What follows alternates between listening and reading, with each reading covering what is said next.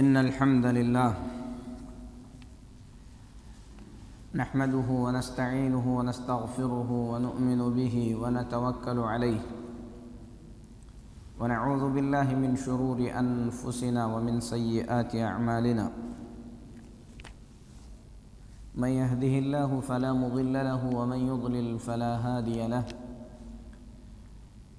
وأشهد أن لا إله إلا الله وحده لا شريك له وأشهد أن محمدًا عبده ورسوله أرسله بالحق بشيرًا ونذيرًا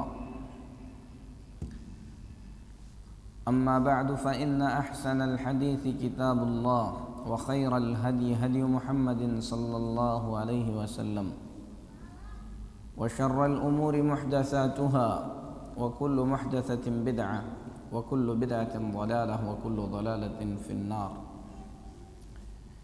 يا أيها الذين آمنوا اتقوا الله حق تقاته ولا تموتن إلا وأنتم مسلمون يا أيها الناس اتقوا ربكم الذي خلقكم من نفس واحدة وخلق منها زوجها وبث منهما رجالا كثيرا ونساء واتقوا الله الذي تساءلون به والأرحام إن الله كان عليكم رقيبا يا أيها الذين آمنوا اتقوا الله وقولوا قولا سديدا يصلح لكم أعمالكم ويغفر لكم ذنوبكم ومن يطع الله ورسوله فقد فاز فوزا عظيما أما بعد محترم اسلامی بھائیوں، معزز خواتین،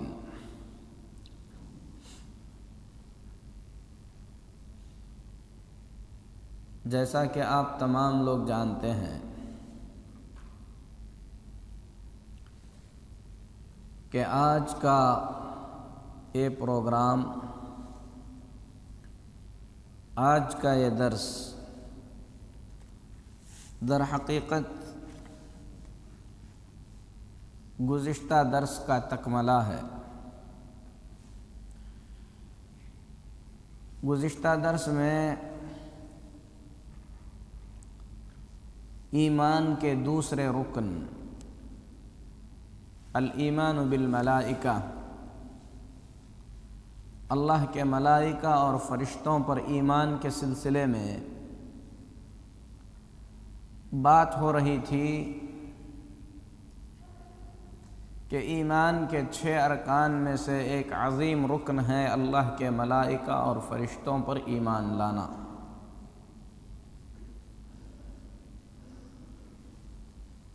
اور فرشتوں پر ایمان سے متعلق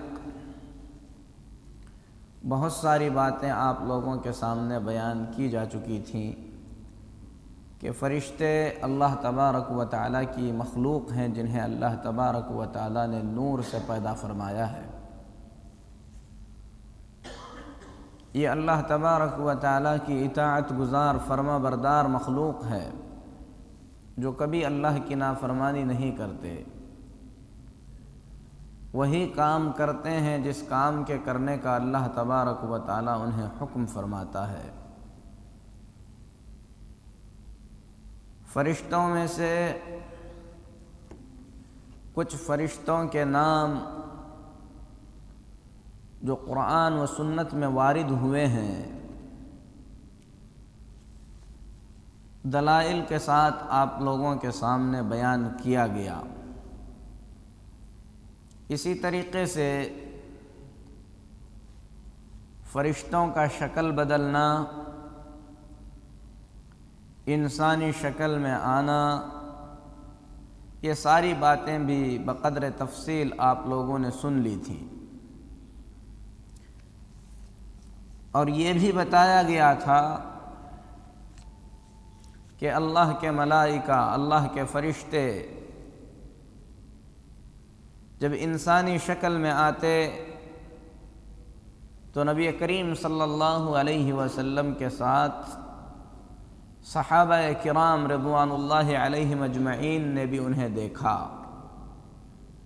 لیکن اس وقت تک نہیں جان سکے جب تک کہ رسول اللہ صلی اللہ علیہ وسلم نے صحابہ کو خود ہی نہ بتلا دیا۔ جبریل علیہ السلام آئے، رسول اللہ صلی اللہ علیہ وسلم کے قریب ہوئے، ایمان، اسلام اور احسان کے بارے میں انہوں نے سوال کیا۔ نبی کریم صلی اللہ علیہ وسلم نے ان کے سوالوں کا جواب دیا۔ قیامت کے بارے میں بھی پوچھا، نبی کریم صلی اللہ علیہ وسلم نے اس کے بارے میں بھی بتلایا۔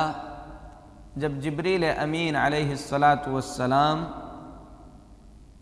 مجلس سے نکل کر چلے گئے تو نبی کریم صلی اللہ علیہ وسلم نے صحابہ سے پوچھا، اتدرون من السائل، جانتے ہو کہ یہ سوال کرنے والے کون تھے؟ صحابہ نے کہا، اللہ ورسولہ اعلم، اللہ اور اس کے رسول صلی اللہ علیہ وسلم کو زیادہ معلوم ہے۔ تو نبی کریم صلی اللہ علیہ وسلم نے فرمایا، فَإِنَّهُ جِبْرِيلُ أَتَاكُمْ يُعَلِّمُكُمْ دِينَكُمْ، وہ جبریل علیہ السلام تھے جو کہ تمہیں تمہارا دین سکھانے کے لیے آئے تھے۔ تو جب نبی صلی اللہ علیہ وسلم نے بتلایا، اس وقت جو ہے صحابہ نے سمجھا کہ وہ جبریل تھے۔ اسی طریقے سے حضرت دحیہ کلبی رضی اللہ تعالیٰ عنہ کی شکل میں جبریل علیہ السلام رسول اللہ صلی اللہ علیہ وسلم کے پاس آتے تھے۔ ابراہیم علیہ السلام کے پاس آئے تو ابراہیم علیہ السلام نے انہیں انسان سمجھ کر ان کی ضیافت میں بھنا ہوا بچڑا پیش کر دیا۔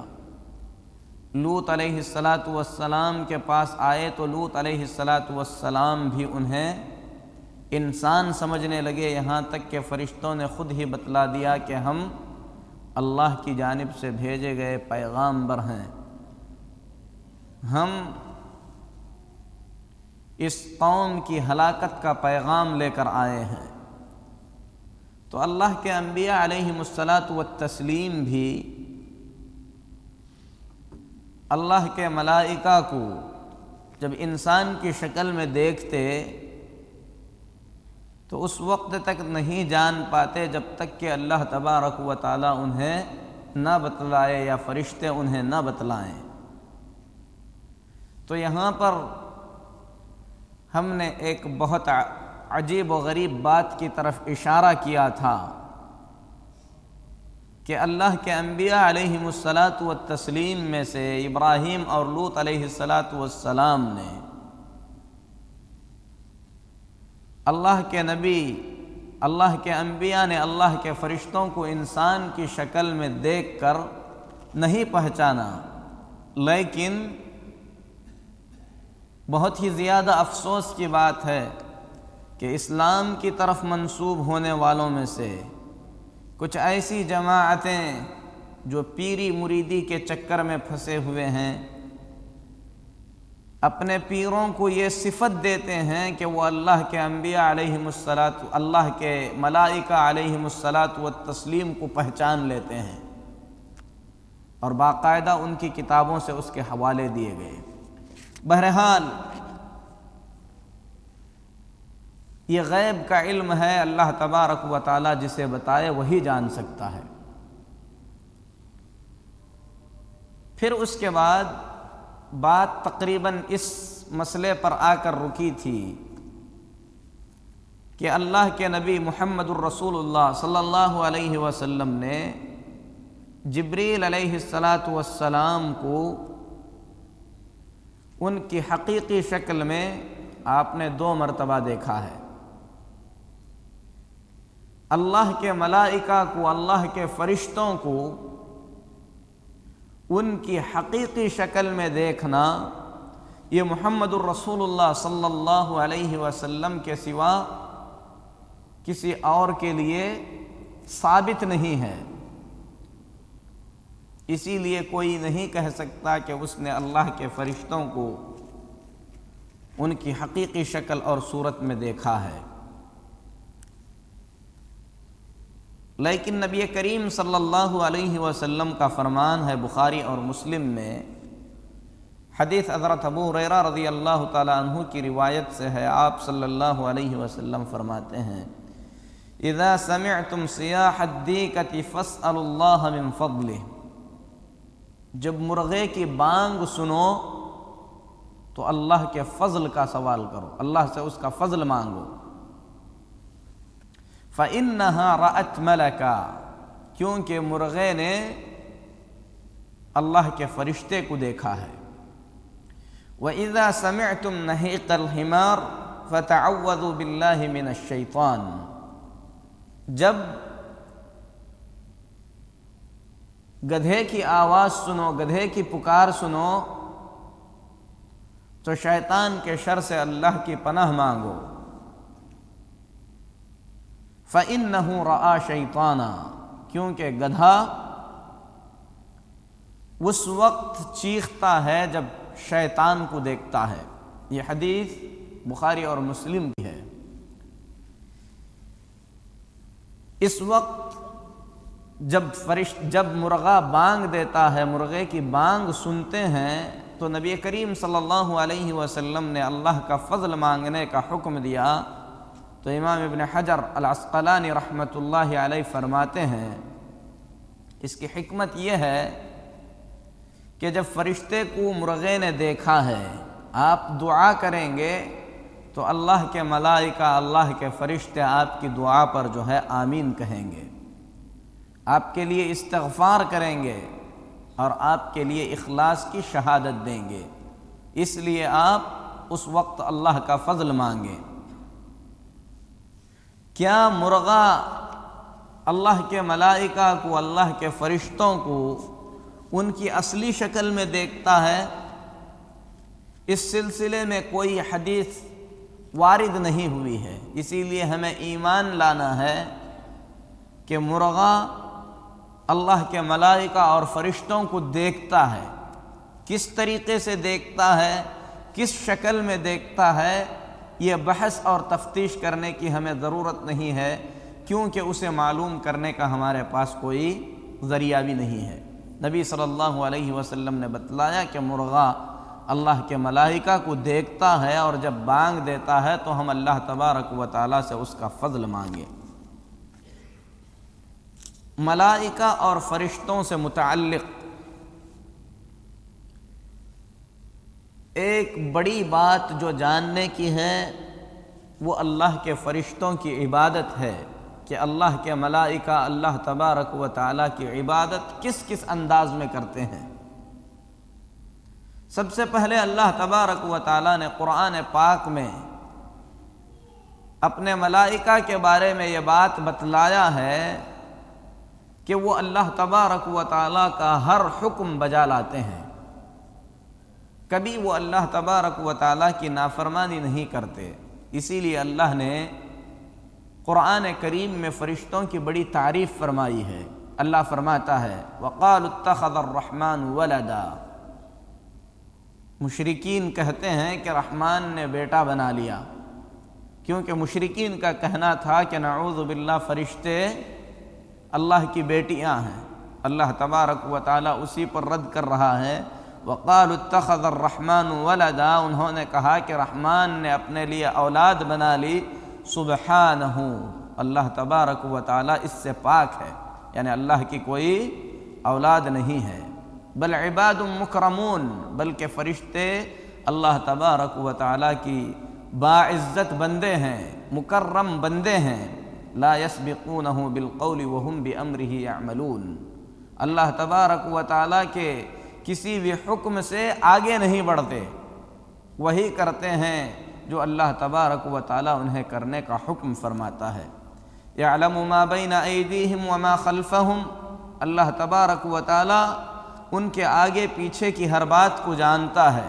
ولا یشفعون الا لمن ارتضی، اللہ تبارک و تعالیٰ جس کے حق میں سفارش کو پسند کرتا ہے اسی کے حق میں سفارش کرتے ہیں۔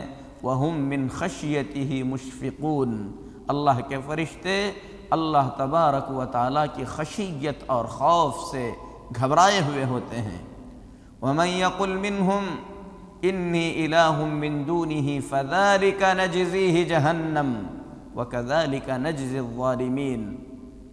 اتنی تعریف کے بعد اللہ تعالیٰ فرماتا ہے ان میں سے جو یہ کہے گا کہ اللہ کے سوا میں بھی تمہارا معبود ہوں تو ہم اسے جہنم کی سزا دیں گے۔ ظالموں کو اللہ تعالیٰ ایسی ہی سزا دیتا ہے۔ فرشتے ایسا کہیں یہ بات ناممکن ہے، لیکن اللہ فرما رہا ہے کہ اگر وہ بھی کہیں تو ان کو بھی سزا دی جائے گی۔ تو ان آیات سے پتہ چلتا ہے کہ فرشتے معصوم ہیں، نافرمانی نہیں کرتے، ان سے گناہ سرزد نہیں ہوتے، وہ گناہوں سے پاک ہیں۔ اسی طریقے سے اللہ تعالیٰ فرشتوں کی عصمت اور گناہوں سے ان کی دوری بیان کرتے ہوئے فرماتا ہے یا ایھا الذین آمنوا قوا انفسکم واہلیکم نارا، اے ایمان والو اپنے آپ کو اور اپنے گھر والوں کو آگ سے بچاؤ۔ وقودھا الناس والحجارہ، اس آگ سے بچاؤ جس آگ کا ایندھن انسان اور پتھر ہیں۔ مفسرین نے کہا کہ یہاں پر جن پتھروں کا اللہ ذکر فرما رہا ہے وہ معمولی پتھر نہیں بلکہ گندک کے پتھر ہیں۔ اگر عام پتھر بھی ہوتے تو انسان ان کی تپش کو برداشت نہیں کر پاتا، لیکن اس آگ کی تیزی کا کیا اندازہ ہوگا جسے گندک کے پتھروں سے بھڑکایا جائے۔ اللہ تبارک و تعالیٰ اپنے عذاب سے ڈرا رہا ہے، فرما رہا ہے علیہا ملائکۃ غلاظ شداد، اس آگ پر، اس جہنم کی دیکھ بھال کے لیے ملائکہ ہیں، فرشتے ہیں جو بہت ہی زیادہ سخت قسم کے ہیں۔ لا یعصون اللہ ما امرہم ویفعلون ما یؤمرون، جس کام کا اللہ تعالیٰ انہیں حکم دیتا ہے وہ اس کام کو بجا لاتے ہیں، وہ کبھی اللہ تعالیٰ کی نافرمانی نہیں کرتے۔ تو اللہ تبارک و تعالیٰ نے ملائکہ کے بارے میں بتلایا کہ ملائکہ نافرمانی نہیں کرتے، اللہ کا حکم بجا لاتے ہیں۔ اس سے پتہ چلا کہ اللہ کے ملائکہ معصوم ہیں، اللہ کے فرشتے معصوم ہیں، گناہ ان سے سرزد نہیں ہوتا۔ اسی لیے امام سیوطی رحمۃ اللہ علیہ اور امام قاضی عیاض رحمۃ اللہ علیہ بیان فرماتے ہیں تمام علماء کا اتفاق ہے کہ اللہ کے ملائکہ، اللہ کے فرشتے معصوم ہیں، یعنی گناہوں سے بچے ہوئے ہیں۔ کوئی یہ کہہ سکتا ہے کہ قرآن کریم میں اللہ تبارک و تعالیٰ نے ہاروت و ماروت کا تذکرہ فرمایا اور ان کے بارے میں اللہ تبارک و تعالیٰ نے بتلایا کہ وہ لوگوں کو جادو کا علم سکھاتے تھے۔ وَمَا يُعَلِّمَانِ مِنْ أَحَدٍ حَتَّى يَقُولَا إِنَّمَا نَحْنُ فِتْنَةٌ، لوگوں کو یہ کہہ کر جادو سکھاتے تھے کہ ہم تو آزمائش ہیں۔ تو میرے محترم بھائیوں، ہاروت و ماروت یہ دو فرشتے ہیں، اللہ تبارک و تعالیٰ نے انہیں ابتلا اور آزمائش کے لیے بھیجا تھا کہ دنیا میں جائیں، لوگوں کو آگاہ کریں کہ یہ جادو کا علم شر ہے، فتنہ ہے۔ اس کے باوجود بھی جو سیکھنا چاہے، ان فرشتوں کو اللہ کا حکم تھا کہ وہ اسے سکھائیں، تو وہ اللہ کے حکم کے پابند ہیں، اور یہ نافرمانی نہیں ہے۔ اللہ جس چیز کا بھی حکم دے بندوں کو وہ چیز انجام دینی ہے، اللہ کے حکم کو ماننا ہے۔ اسی لیے اگر ہاروت و ماروت فرشتے ہو کر جادو سکھائیں، جادو سیکھنا سکھانا کفر ہے، لیکن اگر اللہ تبارک و تعالیٰ نے ان فرشتوں کو سکھانے کا حکم دیا ہے تو فرشتوں کے حق میں یہ سکھانا ان کے لیے عبادت ہے۔ اسے آپ اس طریقے سے سمجھیں، کوئی باپ اپنے بیٹے کو قتل کرے، جرم ہے کہ عبادت ہے؟ جرم ہے۔ کوئی باپ اپنے بیٹے کو ذبح کرے، گناہ کا کام ہے کہ ثواب کا کام ہے؟ بے شک گناہ کا کام ہے۔ لیکن اگر اللہ تبارک و تعالیٰ نے اپنے خلیل ابراہیم کو حکم دیا کہ اپنے بیٹے کو ذبح کریں اور ابراہیم ذبح کرنے کے لیے تیار ہو جائیں، تو ایسی صورت میں یہ عبادت ہے کہ جرم ہے؟ عبادت ہے۔ اسی طریقے سے جادو سیکھنا، جادو سکھانا یہ کفر ہے، لیکن ہاروت و ماروت فرشتوں کو اگر اللہ تعالیٰ نے بندوں کے لیے آزمائش بنا کر بھیجا ہے، وہ اللہ کے احکام کے مطابق پہلے آگاہ کر کے اگر کسی کو جادو کی تعلیم دیتے ہیں تو یہ تعلیم ان کے حق میں عبادت ہے، کفر نہیں ہے، شرک نہیں ہے۔ یہ عبادت ان کے حق میں گناہ نہیں ہے، کیونکہ وہ اللہ کے حکم کے مطابق سکھا رہے ہیں۔ تو اس سے یہ پتہ چلا کہ اللہ کے ملائکہ میں سے سب کے سب معصوم ہیں، اور اللہ کے ملائکہ میں سے کوئی بھی فرشتہ اللہ تبارک و تعالیٰ کی مرضی کے خلاف کوئی کام نہیں کرتا۔ یہ آیت کریمہ جو ابھی پڑھی گئی، اس پر اگر کوئی غور کرے، وَقَالُوا اتَّخَذَ الرَّحْمَنُ وَلَدًا، مشرکین کہتے ہیں کہ رحمان نے بیٹا بنا لیا، سبحانہ وہ پاک ہے، بل عباد مکرمون، بلکہ فرشتے اللہ تبارک و تعالیٰ کے باعزت مکرم اور معزز بندے ہیں، لا یسبقونہ بالقول وہم بامرہ یعملون، اللہ تبارک و تعالیٰ کے حکم سے آگے بڑھ کر کوئی کام نہیں کرتے، بلکہ اللہ تبارک و تعالیٰ کے حکم کو بجا لاتے ہیں۔ اللہ ان کے آگے پیچھے کی ہر چیز کو جانتا ہے، جس کے حق میں اللہ سفارش کو پسند کرتا ہے اسی کے حق میں سفارش کرتے ہیں، اللہ تبارک و تعالیٰ کے خوف سے گھبرائے ہوئے ہوتے ہیں۔ یہ صفات ہیں فرشتوں کی۔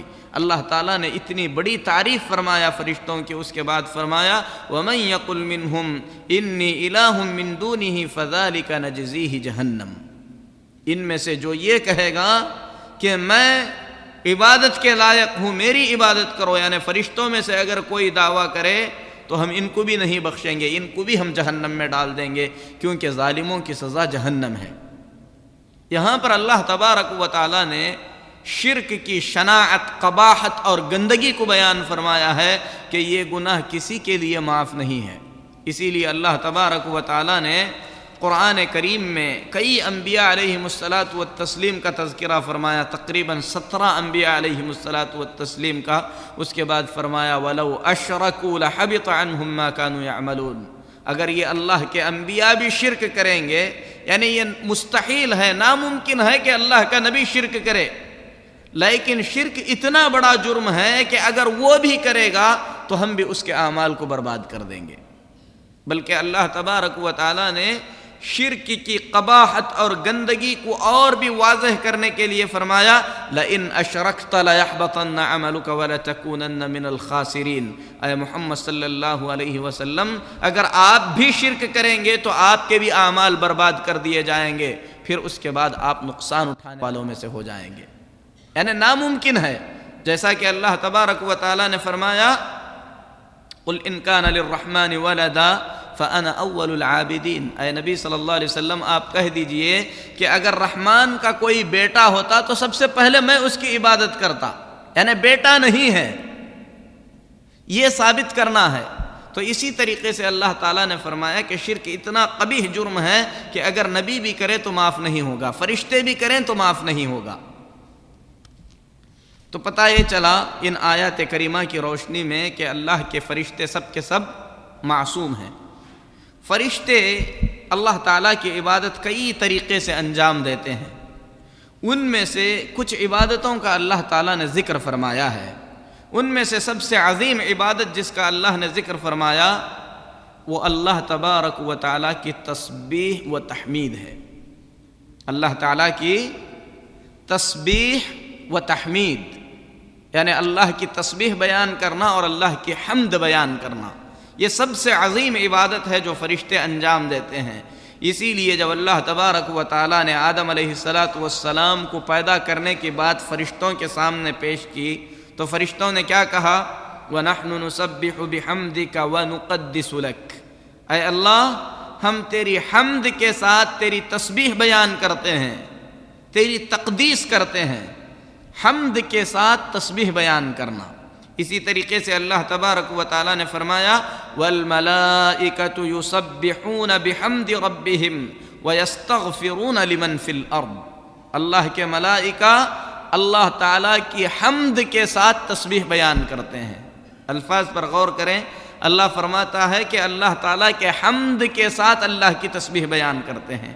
اسی طریقے سے اللہ فرماتا ہے الذین یحملون العرش ومن حولہ یسبحون بحمد ربہم، وہ ملائکہ جو اللہ کے عرش کو اٹھائے ہیں اور وہ ملائکہ جو اس کے ارد گرد میں ہیں، اللہ تبارک و تعالیٰ کی حمد کے ساتھ اللہ کی تسبیح بیان کرتے ہیں، وَيُؤْمِنُونَ بِهِ، اور اللہ تبارک و تعالیٰ پر ایمان رکھتے ہیں۔ کئی مقامات پر اللہ تعالیٰ نے ملائکہ کی، فرشتوں کی یہ عبادت بیان فرمایا ہے، وَتَرَى الْمَلَائِكَةَ حَافِّينَ مِنْ حَوْلِ الْعَرْشِ يُسَبِّحُونَ بِحَمْدِ رَبِّهِمْ۔ آپ دیکھیں گے کہ ملائکہ اللہ تبارک و تعالیٰ کے عرش کو گھیرے ہوئے ہیں، اللہ کے عرش کے ارد گرد ہیں، اپنے رب کی حمد کے ساتھ تسبیح بیان کرتے ہیں۔ حمد کے ساتھ تسبیح، اس کا مطلب کیا ہے؟ تسبیح کا مطلب ہے اللہ تبارک و تعالیٰ کو اللہ کی پاکی بیان کرنا، اللہ تبارک و تعالیٰ کی پاکی بیان کرنا، ہر قسم کے عیب اور ہر قسم کے نقص سے اللہ رب العالمین کو پاک قرار دینا۔ اسی لیے جب بھی اللہ تبارک و تعالیٰ یہود، نصارہ اور مشرکین کے اس بہتان کو بیان فرماتا ہے جس میں اللہ کے دشمنوں نے کہا کہ اللہ نے بیٹا بنا لیا، تو یہ نقص ہے، یہ برائی ہے، یہ اللہ تبارک و تعالیٰ کے شان کے خلاف چیز ہے۔ اسی لیے اس کے فوراً بعد کیا فرماتا ہے؟ سبحانہ، اللہ اس سے پاک ہے، یعنی یہ عیب ہے، اللہ عیب سے پاک ہے۔ تو تسبیح کا مطلب ہے اللہ تبارک و تعالیٰ کو ہر قسم کے عیب اور ہر قسم کی کمی سے پاک قرار دینا۔ لیکن کسی بھی چیز کو آپ صرف کمزوری سے پاک قرار دیں یا برائی سے پاک قرار دیں تو یہ اس کی مکمل تعریف نہیں ہے۔ مثال کے طور پر کسی آدمی کے بارے میں آپ کہیں کہ وہ کسی پر ظلم نہیں کرتا، آپ نے اسے ظلم سے پاک قرار دیا، لیکن اس سے مکمل تعریف نہیں ہوتی ہے، کیونکہ ہو سکتا ہے اس کے اندر ظلم کرنے کی صلاحیت ہی نہیں ہے، وہ کمزور ہے، اسی لیے ظلم نہیں کرتا۔ تعریف مکمل اس وقت ہوتی ہے جب برائی سے پاک کرنے کے ساتھ ساتھ، عیب سے پاک قرار دینے کے ساتھ ساتھ اس کے لائق، اس کے مطابق کی اسے تعریف بھی کی جائے۔ اگر آپ کسی کے بارے میں یہ کہیں کہ فلاں شخص بڑا طاقتور ہے، بڑا بہادر ہے، لیکن کسی پر ظلم نہیں کرتا، بہادری بھی ہے، طاقت بھی ہے، ظلم کرنا چاہے تو وہ ظلم کر سکتا ہے، لیکن اس کے باوجود بھی ظلم نہیں کرتا، یہ صحیح تعریف ہے۔ اگر آپ کسی کے بارے میں کہیں کہ ظلم نہیں کرتا، بیچارہ ہے، کمزور ہے، ظلم کرنے کی اس میں طاقت ہی نہیں ہے، اسی لیے کمال تعریف یہ ہے کہ آپ نقص سے، کمی سے پاک قرار دینے کے ساتھ ساتھ اس کے شایان شان صفتیں اس کے لیے ثابت کریں۔ اسی لیے اللہ تبارک و تعالیٰ نے فرشتوں کی جو عبادت بتلایا ہے وہ اس طریقے سے عبادت کرتے ہیں کہ اللہ تبارک و تعالیٰ کو ہر عیب سے پاک قرار دیتے ہیں، ساتھ ہی ساتھ اللہ تعالیٰ کے شان کی جو صفتیں ہیں وہ صفتیں اللہ تبارک و تعالیٰ کے لیے ثابت کرتے ہیں۔ اللہ تبارک و تعالیٰ کسی پر ظلم نہیں کرتا، لیکن اللہ تبارک و تعالیٰ ہر چیز سے زیادہ قوی ہے۔ اللہ تبارک و تعالیٰ کسی پر ظلم نہیں کرتا، لیکن ہر چیز پر غالب ہے۔ اللہ تبارک و تعالیٰ ظلم نہیں کرتا، ہر ایک پر مہربان ہے، اپنے بندوں پر مہربان ہے۔ یعنی اللہ تبارک و تعالیٰ کی نقائص سے پاکی کے ساتھ ساتھ اللہ تبارک و تعالیٰ کے لائق صفتیں اللہ تبارک و تعالیٰ کے لیے ثابت کرنا، یہ جو ہے مکمل تعریف ہے۔ اور فرشتے ایسے ہی کرتے ہیں، اللہ کی پاکی بھی بیان کرتے ہیں اور اللہ تبارک و تعالیٰ کی تعریف بھی بیان کرتے ہیں۔ یہ عبادت اتنی عظیم اور اتنی جلیل عبادت ہے، حضرت ابو ذر غفاری رضی اللہ تعالیٰ عنہ فرماتے ہیں نبی کریم صلی اللہ علیہ وسلم سے پوچھا گیا کہ کلام میں باتوں میں، ذکر و اذکار میں سب سے افضل ذکر کون سا ہے؟ تو نبی کریم صلی اللہ علیہ وسلم نے فرمایا مصطفی اللہ لملائکتہ او لعبادہ، سب سے افضل ذکر، سب سے بہترین ذکر وہ ہے جو اللہ تبارک و تعالی نے اپنے فرشتوں کے لیے چن کر عطا فرمایا ہے۔ جو ذکر اللہ نے اپنے ملائکہ کے لیے خاص کر کے سکھلایا ہے وہ ذکر سب سے افضل ہے۔ کون سا ذکر ہے؟ سبحان اللہ و بحمدہ۔ کون سا ذکر ہے؟ سبحان اللہ و بحمدہ۔ اس ذکر کو آپ یاد کریں اور سوچیں کہ اللہ کے فرشتے سب سے افضل جو عبادت انجام دیتے ہیں وہ یہ عبادت ہے، سبحان اللہ و بحمدہ۔ اور ہم دن میں یہ ذکر کتنے مرتبہ پڑھتے ہیں؟ کتنے مرتبہ ہماری زبانوں پر ہوتا ہے؟ یہ ذکر اتنا عظیم ہے، نبی کریم صلی اللہ علیہ وسلم نے ابو ذر غفاری رضی اللہ تعالی عنہ سے فرمایا الا اخبرک باحب الکلام الی اللہ، ابو ذر میں تم کو ایسی بات بتاتا ہوں جو بات اللہ کو سب سے زیادہ پیاری ہے۔ ایسی بات کے وقت بھی کوئی سو رہے ہیں؟ نہیں ہونا چاہیے۔ اللہ کے نبی صلی اللہ علیہ وسلم ابو ذر غفاری رضی اللہ تعالی عنہ سے فرما رہے ہیں کہ ابو ذر میں تمہیں ایسی بات بتاتا ہوں جو بات اللہ تعالیٰ کو تمام باتوں میں سب سے زیادہ محبوب اور سب سے زیادہ پیاری ہے۔ پھر اس کے بعد نبی کریم صلی اللہ علیہ وسلم نے فرمایا ان احب الکلام الی اللہ سبحان اللہ و بحمدہ۔ ابو ذر سنو، اللہ تعالیٰ کو سب سے زیادہ پیارا کلمہ، اللہ کے نزدیک سب سے زیادہ پیارا ذکر، اللہ کے پاس سب سے زیادہ پیاری بات سبحان اللہ و بحمدہ ہے۔ یاد کریں اسے، اپنے بچوں کو سکھائیں، ہر تھوڑی دیر کے بعد جب بھی آپ کو موقع ملے آپ اس ذکر کو اپنی زبان پر لاگو کریں، کثرت سے پڑھیں۔ اللہ کے ملائکہ یہ ذکر کرتے ہیں، یہ ذکر اللہ کو سب سے زیادہ پیارا ہے۔ اور یہ حدیث مسلم شریف کی ہے، بخاری شریف کی حدیث، سب سے آخری حدیث بخاری شریف کی، اس کے راوی حضرت ابو ہریرہ رضی اللہ تعالیٰ عنہ ہیں۔ حدیث کے کلمات پر غور کریں، نبی صلی اللہ علیہ وسلم فرماتے ہیں کلمتان حبیبتان الی الرحمن، دو کلمے رحمان کے پاس سب سے زیادہ پیارے ہیں۔ رحمان کو یعنی اللہ تعالیٰ کو سب سے پیارے کلمے دو ہیں، خفیفتان علی اللسان، زبان پر بڑے ہلکے ہیں، آسانی سے ادا ہوتے ہیں، بڑا وقت نہیں لگے گا یاد کرنے کے لیے، ثقیلتان فی المیزان، زبان پر جتنے ہلکے ہیں اللہ کے میزان میں اتنے ہی زیادہ وزنی اور بھاری ہیں۔ کیا ہیں کلمے وہ؟ سبحان اللہ و بحمدہ سبحان اللہ العظیم، سبحان اللہ و بحمدہ سبحان اللہ العظیم۔ سبحان اللہ و بحمدہ یعنی اللہ تبارک و تعالیٰ کی پاکی ہے اللہ کی حمد کے ساتھ، اللہ ہر عیب سے پاک ہے، تمام طرح کی تعریفوں کا مستحق ہے۔ صرف عیب سے پاک ہی نہیں ہے بلکہ ہر قسم کی تعریف کا حقدار اور مستحق بھی ہے۔ سبحان اللہ، اللہ تعالیٰ ہر عیب سے پاک ہے، العظیم، بہت ہی زیادہ عظیم اور عظمت والا ہے۔ تو یہ کلمے ہیں جو اللہ تعالیٰ کو سب سے زیادہ پیارے ہیں، یہ حدیث بخاری شریف کی ہے۔ ملائکہ، اللہ کے فرشتے جو عبادتیں انجام دیتے ہیں، ایک تو تسبیح و تحمید تھی یعنی سبحان اللہ اور الحمدللہ کہنا، سبحان اللہ و بحمدہ کہنا۔ فرشتوں کی دوسری عبادت یہ ہے کہ فرشتے اللہ تبارک و تعالیٰ سے دعا کرتے ہیں، اور دعا اصل عبادت ہے۔ نبی کریم صلی اللہ علیہ وسلم نے فرمایا الدعاء هو العبادہ، دعا ہی اصل عبادت ہے۔ تو فرشتے اللہ تعالیٰ سے دعا کرتے ہیں، کیا دعا کرتے ہیں؟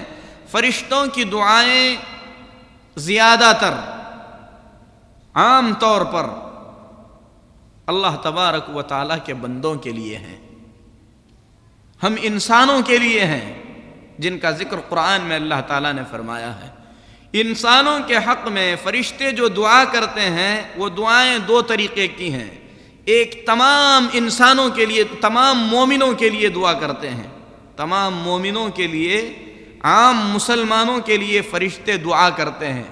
اللہ تبارک و تعالیٰ نے فرشتوں کو اپنی عبادت کے لیے پیدا کیا اور عبادت یہ سکھایا کہ ہم انسانوں کے حق میں دعا کریں۔ اگر ہم انسان اللہ کی عبادت نہ کریں تو پھر ہم سے ذلیل کون ہو سکتا ہے؟ کیا دعا کرتے ہیں؟ اللہ تعالیٰ فرماتا ہے الذین یحملون العرش ومن حولہ یسبحون بحمد ربہم، وہ فرشتے جو اللہ کے عرش کو اٹھائے ہوئے ہیں اور وہ فرشتے جو اس کے آس پاس میں ہیں، یسبحون بحمد ربہم، اپنے رب کی حمد کے ساتھ اس کی تسبیح بیان کرتے ہیں، وَيُؤْمِنُونَ بِهِ، اور اللہ تبارک و تعالیٰ پر ایمان رکھتے ہیں، وَيَسْتَغْفِرُونَ لِلَّذِينَ آمَنُوا، جو ایمان والے ہیں، جو ایمان کی زندگی گزارتے ہیں، ان کے حق میں مغفرت کی دعا کرتے ہیں، دعا کرتے ہیں کہ اللہ مومنوں کے گناہوں کی مغفرت فرما۔ یعنی ہم انسانوں کے لیے فرشتے مغفرت کی دعا کرتے ہیں، وَيَسْتَغْفِرُونَ لِلَّذِينَ آمَنُوا، جو ایمان والے ہیں ان کے لیے مغفرت کی دعا کرتے ہیں۔ رَبَّنَا وَسِعْتَ كُلَّ شَيْءٍ رَحْمَةً وَعِلْمًا، اے ہمارے رب، تیرا علم اور تیری مغفرت ہر چیز سے زیادہ وسیع اور کشادہ ہے۔ فَاغْفِرْ لِلَّذِينَ تَابُوا، اے اللہ ان کی مغفرت فرما دے جو توبہ کرتے ہیں۔ اس دعا کو سننے کے بعد بھی اگر ہمارے دلوں میں توبہ کا جذبہ نہ آئے، ہم فرشتے کی دعا کے مستحق نہ بنے، تو ایسی صورت میں ہم سے زیادہ محروم کوئی نہیں ہے۔ فرشتے کس کے لیے دعا کرتے ہیں؟ ایمان والے کے لیے، اور دعا کرتے ہیں فاغفر للذین تابوا، اے اللہ ان کی مغفرت فرما جو توبہ کرتے ہیں۔ واتبعوا سبیلک، اے اللہ تو ان کی مغفرت فرما جو تیرے راستے کی اتباع کرتے ہیں۔ وقہم عذاب الجحیم، فرشتے دعا کرتے ہیں کہ اے اللہ ان مومنوں کو، توبہ کرنے والوں کو، تیرے راستے پر چلنے والوں کو جہنم کے عذاب سے بچا لے۔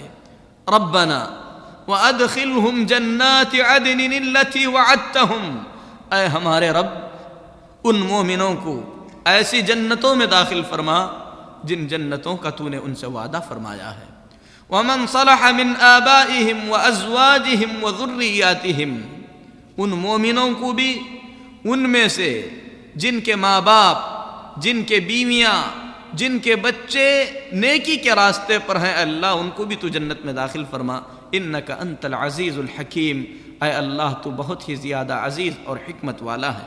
وقہم السیئات، دیکھو اپنی زندگی کو سامنے رکھ کر ہمیں یہ فیصلہ کرنا ہے کہ یہ دعائیں جو فرشتے کر رہے ہیں، ہم ان دعاؤں کے مستحق ہو رہے ہیں کہ نہیں ہو رہے ہیں۔ فرشتوں کی دعا ہے وقہم السیئات، اے اللہ ان مومنوں کو گناہوں سے بچا لے، برائی سے بچا لے۔ آپ گناہ کر رہے ہیں، مطلب یہ ہوا کہ فرشتے کی دعا کے ہم حقدار نہیں بنے۔ اگر فرشتوں کی دعاؤں کے حقدار ہوتے، ہم سے غلطیاں کم سے کم سرزد ہوتی۔ وقہم السیئات، اے اللہ تو انہیں برائیوں سے بچا لے۔ ومن تق السیئات یومئذ فقد رحمتہ، جسے تو نے برائی سے بچا لیا اس دن اس پر بڑی مہربانی ہوئی۔ ذالک هو الفوز العظیم، بے شک یہی بڑی کامیابی ہے۔ آپ نے دیکھا کہ اللہ کے ملائکہ مومن، توبہ کرنے والے، اللہ کے راستے پر چلنے والے نیک بندوں کے حق میں کتنی دعائیں کرتے ہیں۔ اسی طریقے سے اللہ تبارک و تعالیٰ فرماتا ہے هو الذی یصلی علیکم وملائکتہ لیخرجکم من الظلمات الی النور، وہی اللہ ہے جو تم پر اپنی رحمتیں نازل فرماتا ہے، اور اللہ کے ملائکہ، اللہ کے فرشتے تم لوگوں کے حق میں رحمت کی دعائیں کرتے ہیں، تاکہ تمہیں ظلمتوں سے، اندھیروں سے نور کی طرف لایا جائے۔ وَكَانَ بِالْمُؤْمِنِينَ رَحِيمًا، اللہ تبارک و تعالی مومنوں پر بڑا مہربان ہے۔ یہ عام دعائیں ہیں تمام مومنوں کے لیے جو توبہ اور استغفار کرتے ہوئے اللہ تعالیٰ کے راستے پر چلنے کی کوشش کرتے ہیں۔ لیکن میرے محترم بھائیوں، ابھی میں کچھ ایسے اعمال بتانے جا رہا ہوں، ایسے کام بتانے جا رہا ہوں جن کا ذکر نبی کریم صلی اللہ علیہ وسلم نے فرمایا، آپ ان کاموں کو انجام دے کر، ان کاموں کو کر کے فرشتوں کی دعاؤں کے مستحق ہو سکتے ہیں۔ اور ہم میں سے کون ایسا شخص ہے جو اس وقت دعا کا جو ہے ضرورت مند نہیں ہے، حاجت مند نہیں ہے؟ ان میں سے سب سے عظیم کام نبی کریم صلی اللہ علیہ وسلم نے فرمایا کہ فرشتے طالب علم کے لیے، علم حاصل کرنے والے کے لیے رحمت کی دعا کرتے ہیں، مغفرت کی دعا کرتے ہیں۔ آپ کا یہ چل کر آنا، وقت نکالنا یقیناً علم حاصل کرنے کے لیے ہے۔ جب آپ اپنے گھر سے نکلیں، یہ نیت لے کر نکلیں کہ میں علم حاصل کرنے جا رہا ہوں، تاکہ اللہ کے دین کو سمجھوں، تاکہ اس کے مطابق زندگی بسر کروں، تاکہ اللہ کے بندوں میں سے جن کو میں بتا سکوں اللہ تبارک و تعالیٰ کے دین کی یہ باتیں بتا سکوں۔ یہ نیت ہونی چاہیے، یہ ارادہ ہونا چاہیے، اور اس سے عبادت مقصود ہو کہ میں یہ ایک عبادت کا کام انجام دینے جا رہا ہوں، کیونکہ اعمال کا دار و مدار نیتوں پر ہے۔ یہ خالص اللہ کے لیے آپ انجام دیں تو بشارت سن لیں۔ نبی کریم صلی اللہ علیہ وسلم فرماتے ہیں، ترمذی کی روایت ہے، حضرت ابو امامہ باہلی رضی اللہ تعالیٰ عنہ حدیث کے راوی ہیں، فرماتے ہیں، ان اللہ وملائکتہ واہل السماوات والارض حتی النملة فی جحرہا وحتی الحوت لا یصلون علی معلم الناس الخیر۔ اللہ تبارک و تعالی، اللہ کے ملائکہ، آسمان کی مخلوق، زمین کی مخلوق، یہاں تک کہ بلوں کی چونٹیاں اور سمندر کی مچھلیاں دعا کرتی ہیں، مغفرت کی دعا کرتی ہیں، رحمت کی دعا کرتی ہیں اس شخص کے لیے جو لوگوں کو خیر کی تعلیم دیتا ہے، لوگوں کو بھلی باتیں سکھاتا ہے۔ یہ سکھانے والے کے لیے ہوا، لیکن سیکھنے والے کے لیے بھی ہے۔ نبی کریم صلی اللہ علیہ وسلم نے فرمایا کہ علم سیکھنے والے کے لیے، علم سکھانے والے کے لیے ہر چیز مغفرت کی دعا کرتی ہے۔ ابو داؤد کی روایت ہے اور راوی حضرت ابو الدرداء رضی اللہ تعالیٰ عنہ ہے۔ اسی طریقے سے اگر کوئی شخص مسجد کے لیے نکلتا ہے، مسجد میں جا کر نماز کا انتظار کرتے ہوئے بیٹھتا ہے، یا نماز پڑھنے کے بعد ذکر و اذکار میں مشغول رہتا ہے، تو نبی کریم صلی اللہ علیہ وسلم فرماتے ہیں کہ فرشتے اس کے حق میں رحمت اور مغفرت کی دعا کرتے ہیں۔ بخاری شریف میں نبی کریم صلی اللہ علیہ وسلم نے فرمایا، الملائکۃ تصلی علی احدکم ما دام فی مصلاہ۔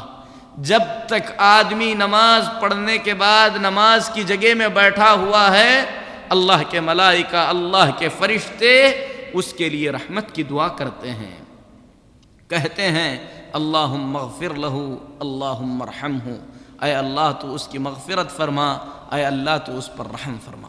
اسی طریقے سے ملائکہ کی دعائیں پانا ہے، فرشتوں کی دعائیں پانا ہے، تو ہمیں کوشش کرنا ہوگا کہ نماز پہلی صف میں آ کر ادا کریں۔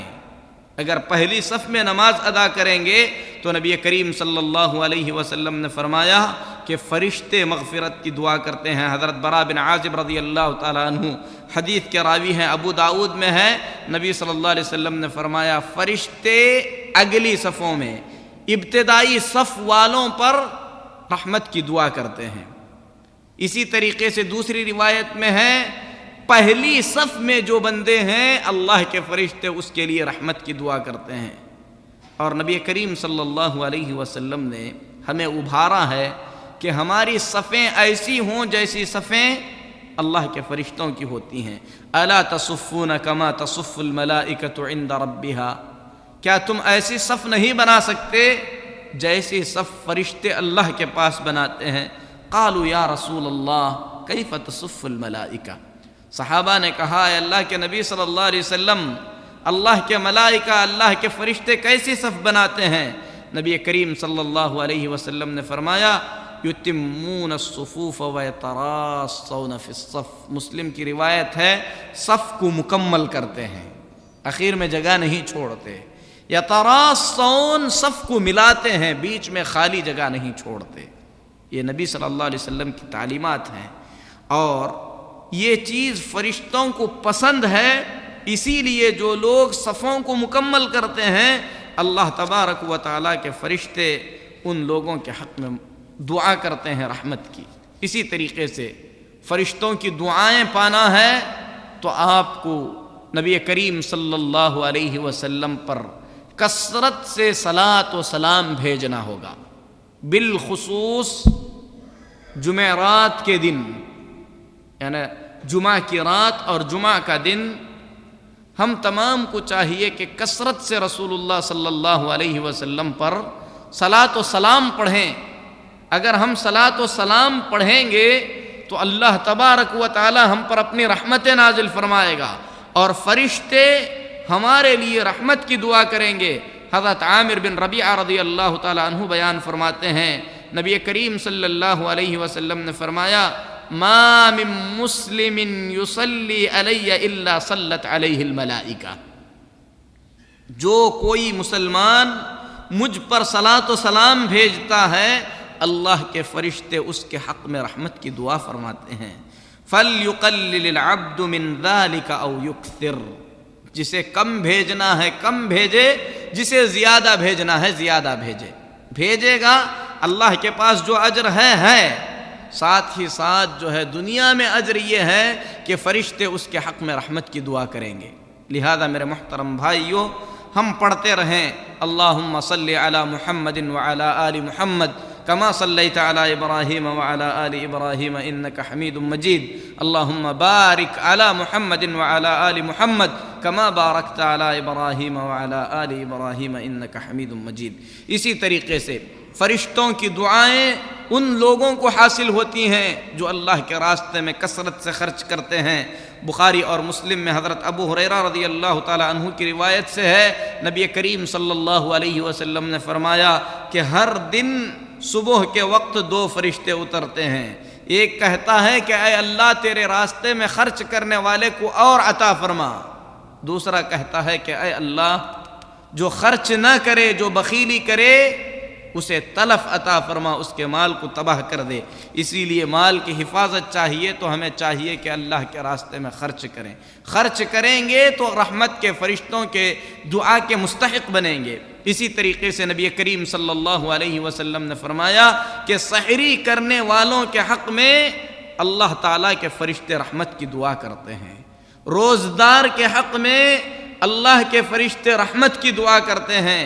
ام عمارہ بنت کعب رضی اللہ تعالی عنہا کے پاس نبی صلی اللہ علیہ وسلم آئے، آپ صلی اللہ علیہ وسلم کے لیے کھانا پیش کیا گیا، آپ صلی اللہ علیہ وسلم نے ام عمارہ سے کھانے کے لیے کہا، ام عمارہ نے کہا کہ اے اللہ کے رسول صلی اللہ علیہ وسلم میں روزے سے ہوں، تو نبی کریم صلی اللہ علیہ وسلم نے فرمایا ان الصائم تصلی علیہ الملائکۃ اذا اکل عندہ، روزدار کے پاس اگر کوئی کھانا کھانے لگے تو رحمت کے فرشتے روزدار کے حق میں رحمت کی دعا کرتے ہیں، یہاں تک کہ کھانے والا اپنے کھانے سے فارغ ہو جائے یا اس کا پیٹ نہ بھر جائے، کیونکہ وہ کھا رہا ہے اور یہ صرف اللہ کے خاطر کھانا سامنے ہونے کے باوجود بھی کھانے سے اپنے ہاتھ کو روکے ہوئے ہے۔ تو میرے محترم بھائیو، آپ نیکی کر رہے ہیں تو آپ تنہا نہیں ہیں، اللہ تبارک و تعالیٰ کے فرشتے آپ کے ساتھ ہیں، یہ احساس آپ لے کر چلیں۔ اسی طریقے سے آپ کسی بیمار کی بیمار پرسی کے لیے جاتے ہیں تو نبی کریم صلی اللہ علیہ وسلم نے فرمایا کہ آدمی جب بیمار پرسی کے لیے جاتا ہے فی خرافت الجنہ، خرافت الجنہ کا مطلب ہے پھل توڑنے کی جگہ، جنت کے پھل توڑنے کی جگہ سے آپ گزر رہے ہیں، پھل پکے ہوئے ہیں، یہاں تک کہ جب آ کر بیٹھ جاتا ہے تو اللہ کی رحمت کے فرشتے اسے ڈھانک لیتے ہیں۔ اللہ کے لیے بتائیں، پورے سال میں ہم میں سے کتنے لوگوں نے بیمار کی عیادت کے لیے وقت نکالا ہے؟ کتنا عظیم کام ہے۔ نبی صلی اللہ علیہ وسلم فرماتے ہیں چلتا ہے تو جنت کی کیاری میں جا رہا ہے، جا کر بیٹھتا ہے رحمت کے فرشتے ڈھانک لیتے ہیں۔ پھر اس کے بعد آگے کا فضل دیکھو، آگے کی مہربانی دیکھو۔ نبی کریم صلی اللہ علیہ وسلم فرماتے ہیں فَإِن كَانَ غُدْوَةٌ صَلَّى عَلَيْهِ 70,000 مَلَكٌ حَتَّى يُمْسِي۔ اگر صبح میں عیادت کے لیے پہنچا ہے تو شام تک اللہ تبارک و تعالیٰ کے 70,000 فرشتے اس کے لیے رحمت کی دعا کرتے ہیں۔ اگر شام میں کسی کی عیادت کے لیے گیا ہے، کسی بیمار کا حال پوچھنے کے لیے گیا ہے، تو صبح تک اللہ کی رحمت کے 70,000 فرشتے اس کے لیے رحمت کی دعا کرتے ہیں۔ فرشتے، اللہ کی معصوم مخلوق، اگر ہمارے لیے رحمت کی دعا کریں تو ایسی صورت میں ہمیں کیا پریشانی رہے گی؟ لیکن دعا کے مستحق بننے کے لیے یہ اعمال انجام دینے ہوں گے۔ آدمی ہر دن نہیں، ہفتے میں ایک وقت نکالے، تھوڑا بہت خرچ ہو، اللہ کے راستے میں خرچ ہو رہا ہے، گاڑی نہیں ہے ٹیکسی لیں، بس میں جائیں، ہاسپٹال میں جائیں، کچھ مریضوں سے ملیں، سلام وعلیکم السلام، ان کے لیے دعا کریں۔ اسأل اللہ العظیم رب العرش العظیم ان یشفیک، یہی زیارت ہے۔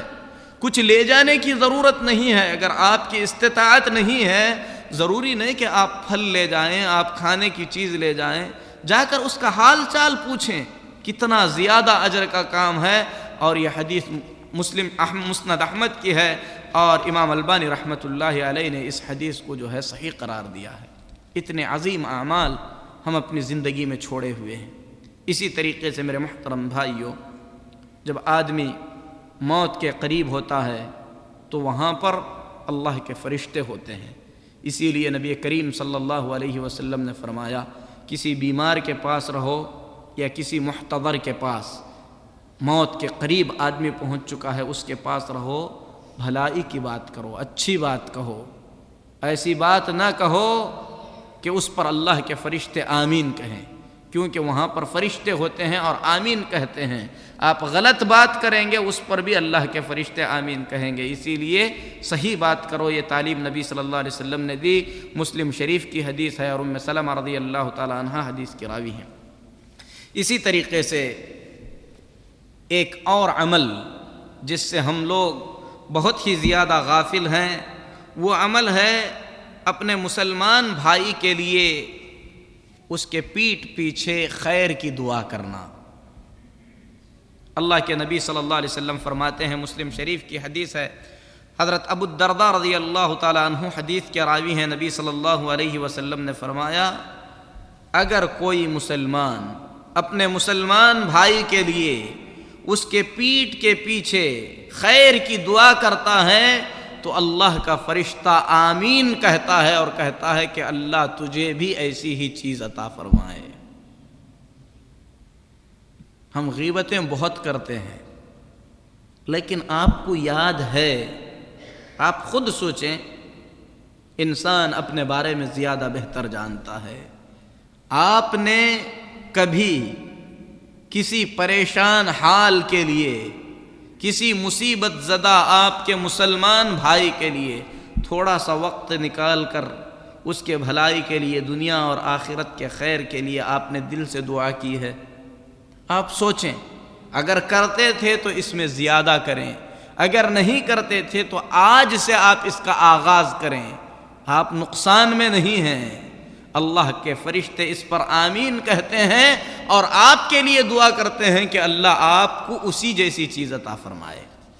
تو میرے محترم بھائیوں، اللہ کے ملائکہ ہم سے بے حد محبت کرتے ہیں، مومنوں سے، اسی لیے یہ ساری دعائیں مومنوں کے لیے کرتے ہیں، یہاں تک کہ جب انسان کی روح قبض ہوتی ہے، اللہ کے فرشتے لے کر آسمان کی طرف دوڑتے ہیں، تو آسمان میں فرشتے کہتے ہیں، حضرت ابو ہریرہ رضی اللہ تعالیٰ عنہ فرماتے ہیں، مسلم شریف میں ہے، نبی صلی اللہ علیہ وسلم نے فرمایا فرشتے کہتے ہیں روح طیبۃ جاءت من قبل الارض، زمین سے لائی گئی ایک پاک روح ہے، صلی اللہ علیہ وعلی جسد کنت تعمرینہ، اے پاک روح تجھ پر اللہ کی رحمتیں نازل ہوں، اس جسم پر بھی اللہ کی رحمتیں نازل ہوں جس جسم میں تو ہوا کرتی تھی۔ زندگی بھر اللہ کے ملائکہ اگر ہم نیک اعمال انجام دیتے رہیں تو اللہ کے حکم سے ہمارے مغفرت اور ہماری رحمت کی دعائیں کرتے رہتے ہیں، یہاں تک کہ جب ہم مر جاتے ہیں تو اس کے بعد بھی ہمارے لیے مغفرت کی دعا کرتے ہیں، رحمت کی دعائیں کرتے ہیں۔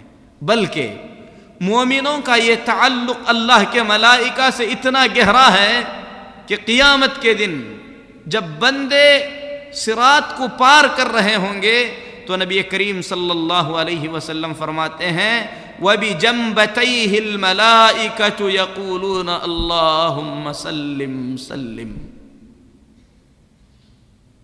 پل صراط کے دونوں پار اللہ کے ملائکہ ہوتے ہیں۔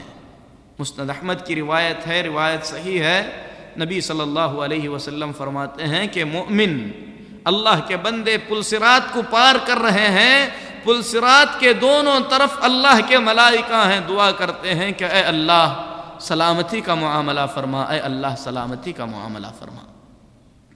تو فرشتوں کی عظیم عبادت دعا ہے، لیکن یہی اللہ کے ملائکہ ان لوگوں کے حق میں لعنت کرتے ہیں، ان لوگوں کے حق میں بد دعا کرتے ہیں جن لوگوں کا دن اور رات اللہ کی نافرمانی میں کٹتا ہے، ان میں سے جن کے بارے میں نبی صلی اللہ علیہ وسلم نے واضح انداز میں فرمایا مدینے کے اندر خصوصیت کے ساتھ بدعتوں کو انجام دینے والے بدبخت کے لیے اللہ کے ملائکہ لعنت کرتے ہیں۔ نبی صلی اللہ علیہ وسلم فرماتے ہیں، مسلم شریف کی روایت ہے، حضرت انس رضی اللہ تعالیٰ عنہ حدیث کے راوی ہیں، مدینہ حرم ہے، جو شخص اس کے اندر کوئی بدعت ایجاد کرے گا یا کسی بدعتی کو پناہ دے گا، اور اہل علم نے کہا بدعتی کو پناہ دینے کا مطلب ہے کہ آپ بدعت سے راضی ہو جائیں،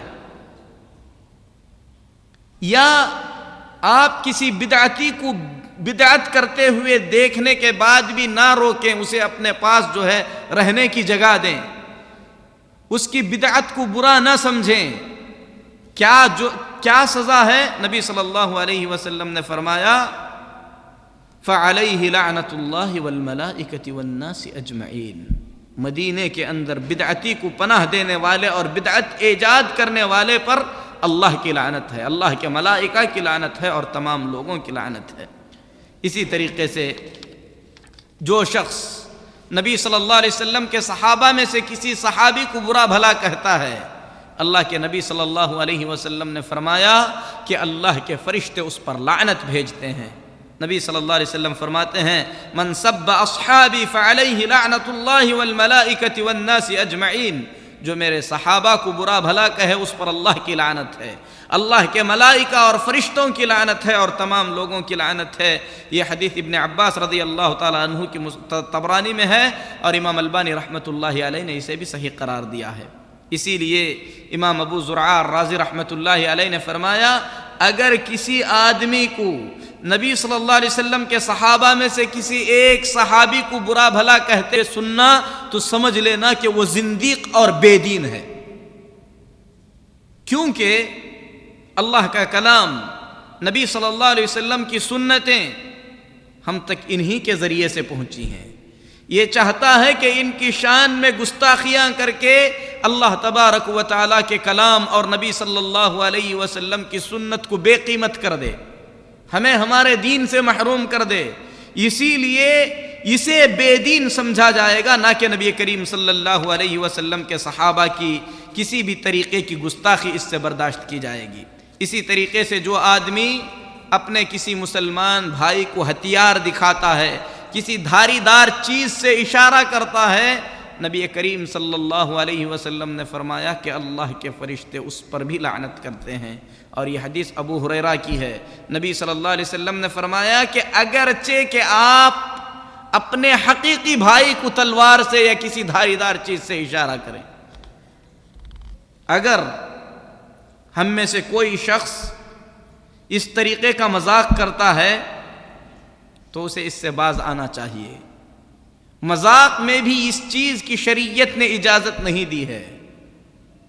چھری، چاقو یا کسی بھی دھاریدار چیز سے اپنے مسلمان بھائی کی طرف اشارہ کرنا فرشتوں کی بد دعا کا سبب بنتا ہے، لعنت کا سبب بنتا ہے۔ اس میں وہ چیزیں بھی داخل ہو جاتی ہیں جو اس معنی میں ہیں۔ مثال کے طور پر آپ گاڑی تیزی سے لائیں، کسی کے سامنے بریک مار دیں، درست نہیں ہے، جائز نہیں ہے، اگرچہ کہ آپ مذاق کر رہے ہیں لیکن شریعت آپ کو اس کی اجازت نہیں دیتی۔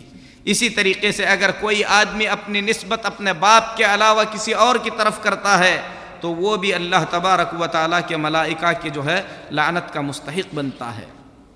اسی طریقے سے عورتیں غور سے سنیں، نبی کریم صلی اللہ علیہ وسلم نے فرمایا، حضرت ابو ہریرہ رضی اللہ تعالیٰ عنہ حدیث کے راوی ہیں، بخاری شریف کی حدیث ہے، آدمی اگر اپنی بیوی کو ضرورت پوری کرنے کے لیے اپنے بستر پر بلائے اور وہ نہ آئے، انکار کر دے یا ٹال دے، تو نبی کریم صلی اللہ علیہ وسلم فرماتے ہیں کہ صبح تک اللہ کے فرشتے اس عورت پر لعنت کرتے ہیں۔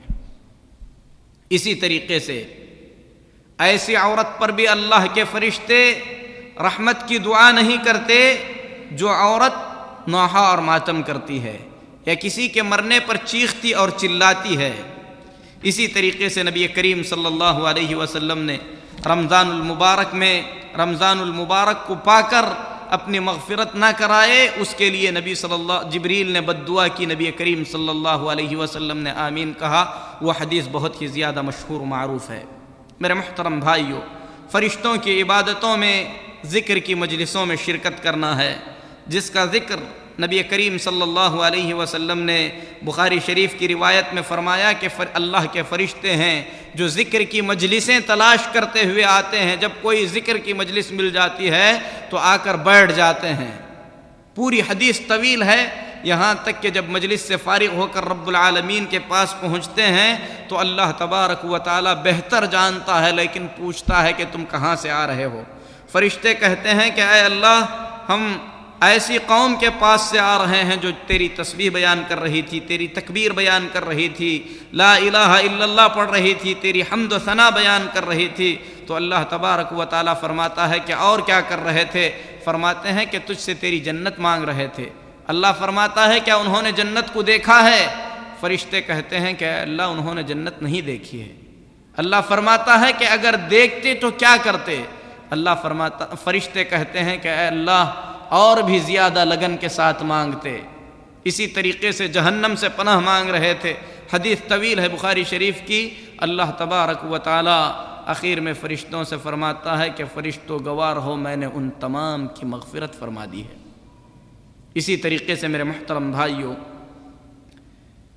بخاری شریف میں ہے کہ جمعہ کے دن اللہ کے فرشتے جمعہ کے اندر شرکت کرتے ہیں، ذکر کو سنتے ہیں، یعنی خطبہ جمعہ کو سنتے ہیں۔ اللہ کے فرشتے نمازوں کے اندر شرکت کرتے ہیں۔ اللہ تبارک و تعالی نے فرمایا وَقُرْآنَ الْفَجْرِ إِنَّ قُرْآنَ الْفَجْرِ كَانَ مَشْهُودًا، فجر کی نماز، اس میں فرشتے حاضر ہوتے ہیں۔ نبی کریم صلی اللہ علیہ وسلم فرماتے ہیں کہ فجر اور عصر میں اللہ تبارک و تعالی کے فرشتے تبدیل ہوتے ہیں۔ جب یہ فرشتے اللہ کے پاس جاتے ہیں تو اللہ تعالیٰ ان سے پوچھتا ہے کہ تم نے میرے بندوں کو کس حال میں چھوڑا، حالانکہ اللہ کو معلوم ہے۔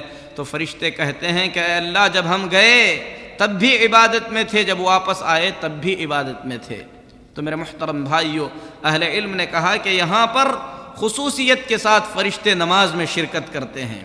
اسی طریقے سے نبی صلی اللہ علیہ وسلم فرماتے ہیں کہ فرشتے جب امام ولضالین کہہ کے آمین کہتا ہے تو فرشتے آمین کہتے ہیں، اور جو آدمی امام کے ساتھ آمین کہے اس کی آمین فرشتوں کی آمین سے مل جائے، اللہ تعالیٰ اس کے گناہوں کی مغفرت فرماتا ہے اور یہ حدیث جو ہے بخاری شریف کی ہے اور حدیث صحیح ہے۔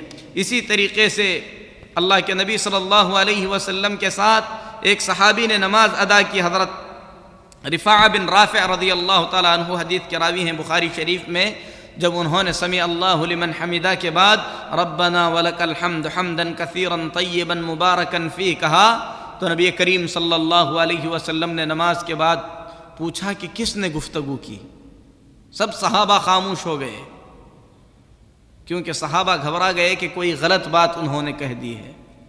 نبی کریم صلی اللہ علیہ وسلم نے فرمایا، ایک روایت میں 30 ہے، دوسری روایت میں 17 ہے، 17 سے زیادہ فرشتے یا 30 سے زیادہ فرشتے تیزی کے ساتھ اس بات کو لکھ رہے تھے کہ کون سب سے پہلے اس بات کو لکھ لے جائے۔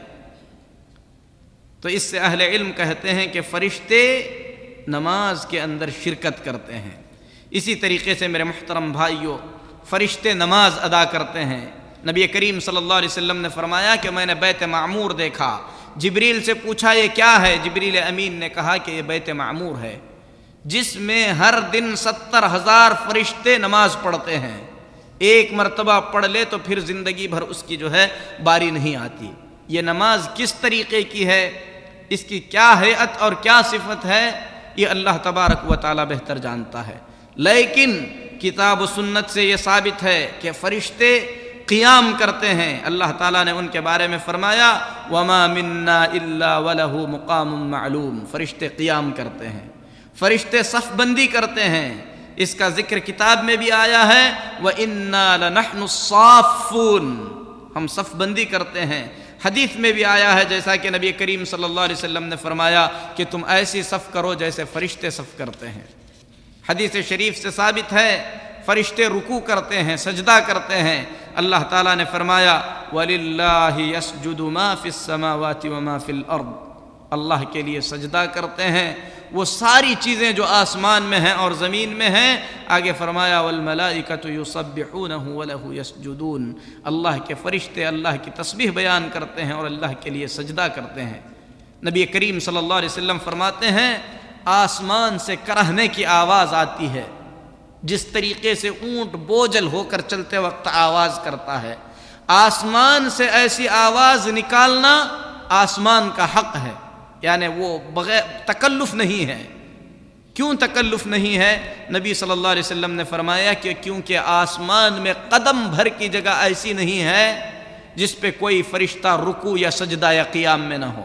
تو اس حدیث میں نبی صلی اللہ علیہ وسلم نے فرشتوں کے رکوع کا بھی تذکرہ فرمایا، قیام کا بھی تذکرہ فرمایا، سجدے کا بھی تذکرہ فرمایا۔ اسی طریقے سے فرشتے سلام بھی کرتے ہیں، جیسا کہ فرشتوں نے ام المؤمنین حضرت خدیجہ رضی اللہ تعالی عنہا کے لیے سلام بھیجا، ام المؤمنین عائشہ صدیقہ رضی اللہ تعالی عنہا کے لیے سلام بھیجا۔ بخاری اور مسلم میں حضرت ابو ہریرہ رضی اللہ تعالی عنہ کی روایت سے ہے۔ اسی طریقے سے اللہ نے فرمایا وَسِيقَ الَّذِينَ اتَّقَوْا رَبَّهُمْ إِلَى الْجَنَّةِ زُمَرًا حَتَّى إِذَا جَاءُوهَا وَفُتِحَتْ أَبْوَابُهَا وَقَالَ لَهُمْ خَزَنَتُهَا سَلَامٌ عَلَيْكُمْ، جنتیوں کو جب جنت میں لایا جائے گا، جنت کے دروازے کھول دیے جائیں گے تو جنت کے نگہبان فرشتے کہیں گے سلام علیکم، تم پر سلامتی ہو۔ تو نماز کے جو اعمال ہیں ان میں سے قیام، رکوع، سجدہ، سلام، یہ ساری چیزیں فرشتوں کے لیے ثابت ہیں، لیکن بیت معمور میں کیا ان ارکان کے ساتھ نماز پڑھتے ہیں؟ ہم یہ نہیں کہہ سکتے۔ اسی طریقے سے دل کی عبادتوں میں سے فرشتے جو عبادتیں انجام دیتے ہیں وہ خشوع اور خشیت ہے۔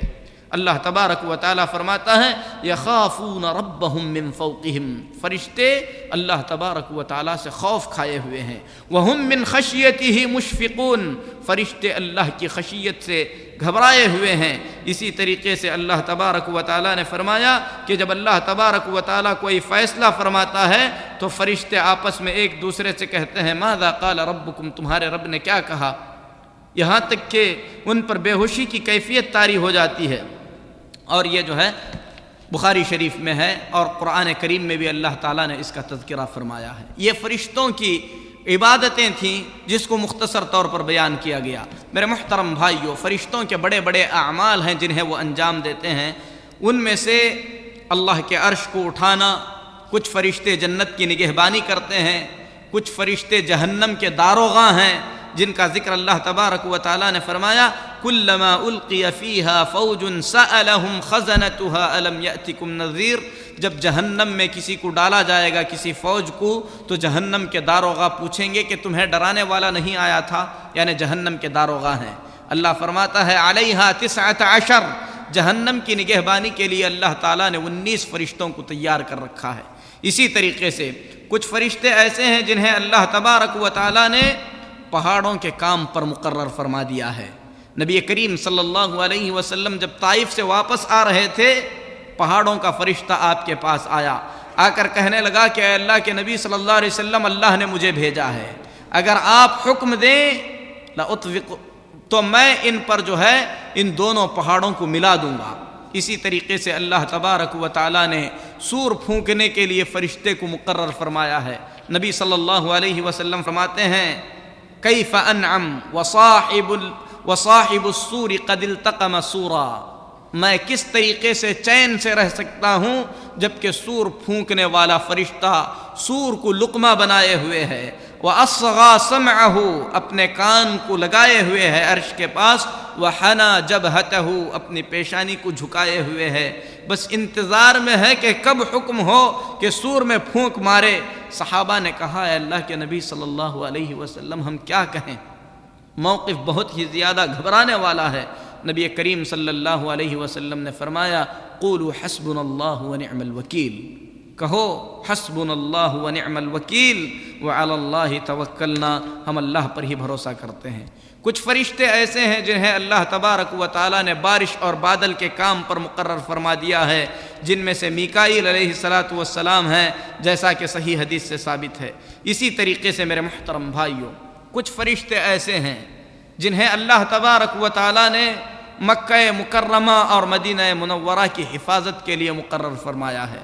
اللہ کے رسول صلی اللہ علیہ وسلم فرماتے ہیں دنیا کے ہر بستی میں دجال داخل ہوگا، یہاں تک کہ جب مکہ اور مدینہ میں داخل ہونے کا ارادہ کرے گا تو اللہ تبارک و تعالیٰ کے فرشتے تلوار سونتے ہوئے اس کا سامنا کریں گے، جس سے وہ گھبرا کر جو ہے پیچھے چلے جائے گا۔ تمیم بن اوس الداری رضی اللہ تعالیٰ عنہ کی طویل حدیث ہے جس میں انہوں نے دجال سے ملاقات کی تھی۔ دجال نے ان سے کہا تھا کہ مکہ اور طیبہ کے اندر میں داخل نہیں ہو سکوں گا، کیونکہ اللہ تعالیٰ نے ان دونوں جگہوں کا داخلہ مجھ پر حرام کر دیا ہے۔